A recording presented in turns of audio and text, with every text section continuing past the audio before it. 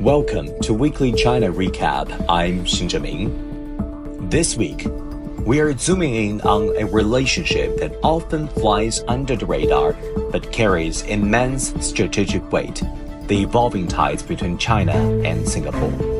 We turn our focus to a significant diplomatic moment in Asia, the official visit of Singapore's Prime Minister Lawrence Wong to China. This visit is not just a routine diplomatic stop. It's his first official overseas trip outside of ASEAN since taking office after leading a successful election. And it comes at a symbolic time, the 35th anniversary of diplomatic relations between China and Singapore. That's a message in itself, a vote of confidence and a gesture of strategic intent. Prime Minister Wang's meeting with President Xi Jinping, Premier Li Qiang, and top legislator Zhao Leji underscored the depth of China-Singapore relations.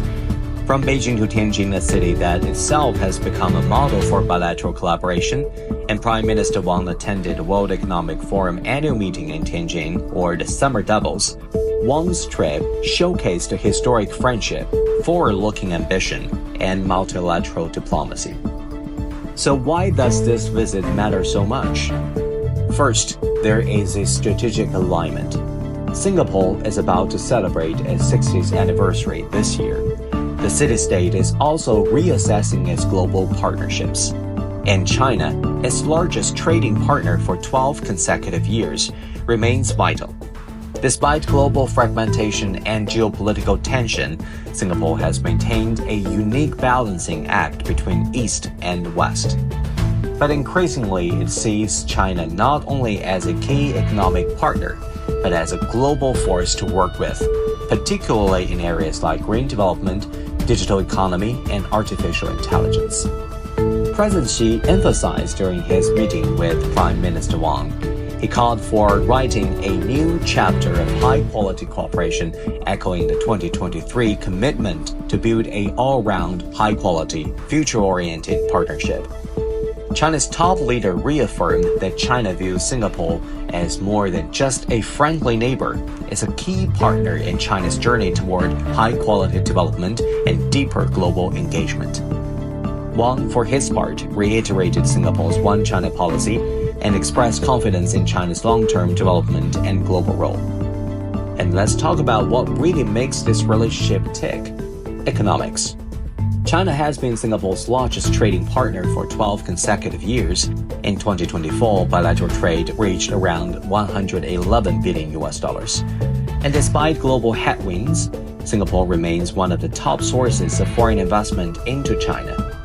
China has been Singapore's top investment destination since 2007, representing 15.3% of Singapore's cumulative direct investment abroad as of 2021, according to Singapore's Ministry of Trade and Industry. At the same time, Singapore has become a natural choice for Chinese companies going global. As China's economy internationalizes, many leading firms, including ByteDance, TikTok's parent company, Tencent, Alibaba, and a growing list of others, have established regional or even global headquarters in Singapore. Why? Because Singapore offers what many markets don't: a rule-based, neutral environment with world-class financial infrastructure and deep access to Southeast Asia and beyond. It's the ultimate bridge city, a strategic node between China and the global economy. And if you want a leading case study of how far China-Singapore collaboration has come, look no further than Suzhou Industrial Park, or SIP, a name that deserves a lot more global attention. Co-founded in 1994, SIP wasn't just a real estate or manufacturing project, it was a governance experiment, one that fused Singaporean management expertise with China's developmental ambition. 3 decades later, it's an undeniable success. SIP isn't just an industrial zone, it's a strategic laboratory for bilateral innovation. As of 2024, SIP hosts over 5,000 foreign investment enterprises, including more than 200 Singaporean companies, Its GDP has surpassed 55 billion US dollars, and it continues to be a national leader in sectors like biopharma, nanotech, AI, and green manufacturing. The Suzhou Industrial Park has also incubated many unicorn startups, with an increasing focus on digital trade and cross-border financial services.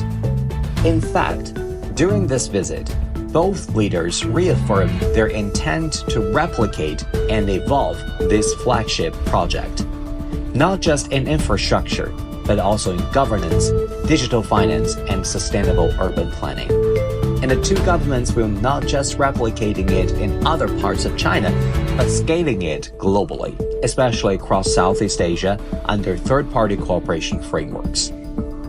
So, what's next for China and Singapore?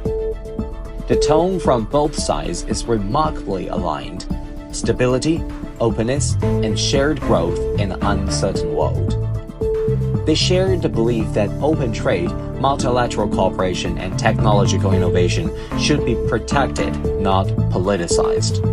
Agreements signed during this visit touch on green energy, legal cooperation, education exchange, and even joint training programs for ASEAN development, a reflection that both nations see themselves not just as bilateral partners, but as regional shapers.